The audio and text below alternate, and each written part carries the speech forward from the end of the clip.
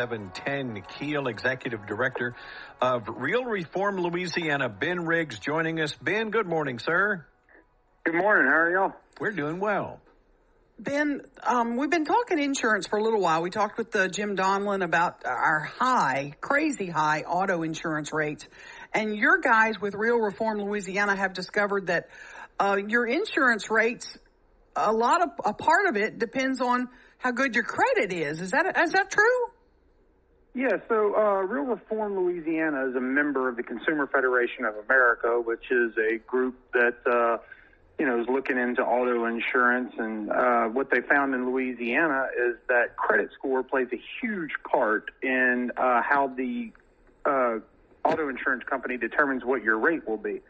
So in Louisiana, if you are a good driver with poor credit, you're going to pay 111% more than a good driver with good credit. Well, that just don't seem fair now, does it? It doesn't seem fair, and it doesn't really seem to make sense because, check this out, if you actually play it out to its conclusion, this is what ends up happening. In Louisiana, if you're a good driver with poor credit, you pay $905 more than a driver with a DWI and excellent credit. Okay, how did we get to this point? How did that become we allow insurance companies to, basically do what they want to with very little regulation. Most of the conversation about how to lower auto insurance rates in Louisiana is driven by the insurance companies. So they come in and they start telling people if you want us to lower rates, we need to do this, this, this, and this. I mean, if y'all remember correctly, about 3 years ago, there were a number of, lobbyists and industry-friendly lawmakers who came and sat on Kill's show and promised that tort reform was going to lower auto insurance. Mm-hmm. And, in fact, I'm thinking of one interview in particular with you, Aaron, where you questioned the interviewee, and they responded, if that doesn't lower auto rates, I'll grab tiki torches with you, and marched on the Capitol. Yes, and the rates haven't gone down, Ben.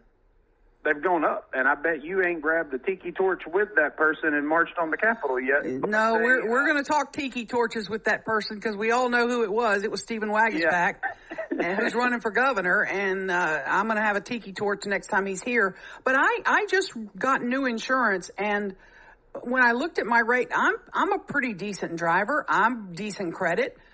I'm paying more for auto insurance than I am for my electricity at my home.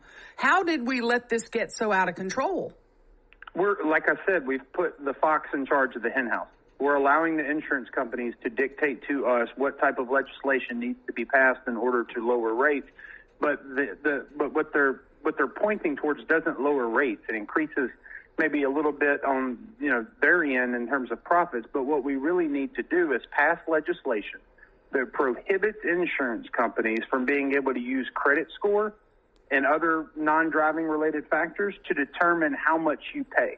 How much you pay for car insurance should be based, and I think this is intuitively, it's just common sense. How much you pay for car insurance should be based on your driving record. Period.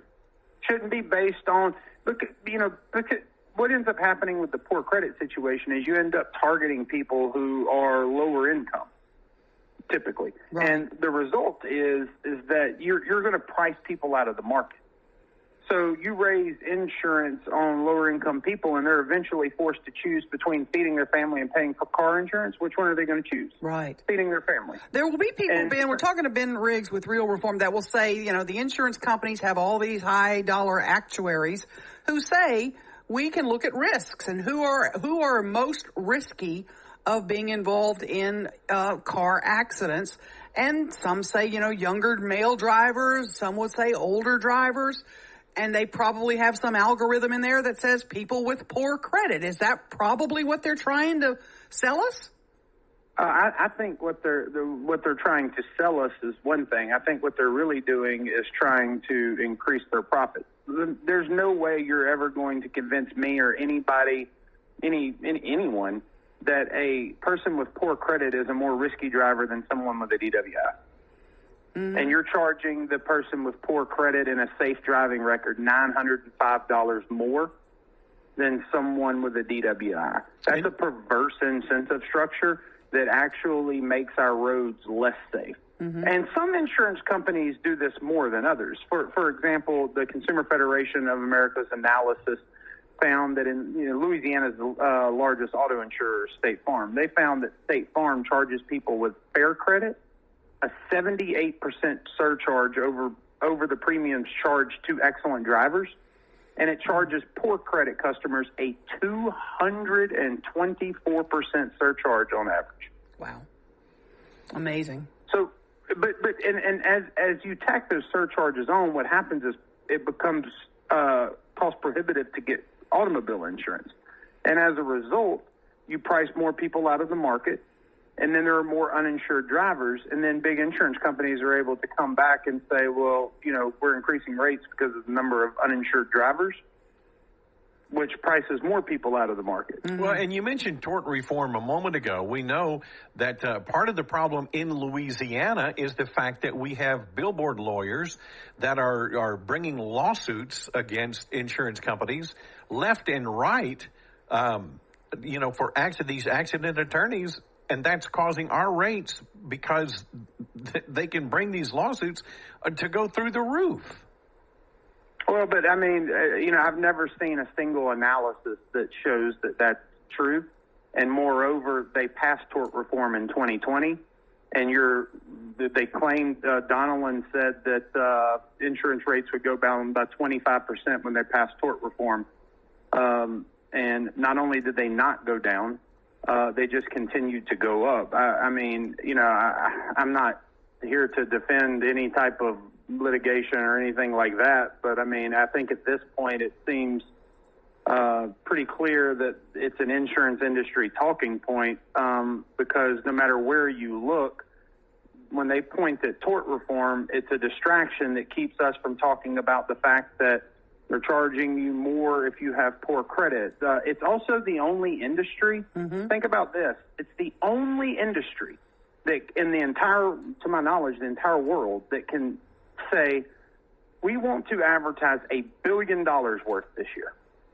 Just charge Aaron and Mike for it. They can just put it into your premiums, because it's a mandated product. So, everybody else, if I have a bakery, I have to determine how much I can get away with advertising and price that into my product without my cupcakes becoming cost prohibitive for potential customers. They don't have to worry about that. Up against the clock here, Ben. I appreciate your time. $1 billion. We appreciate your time. Thank you so much for joining us. Thank y'all. I appreciate it. What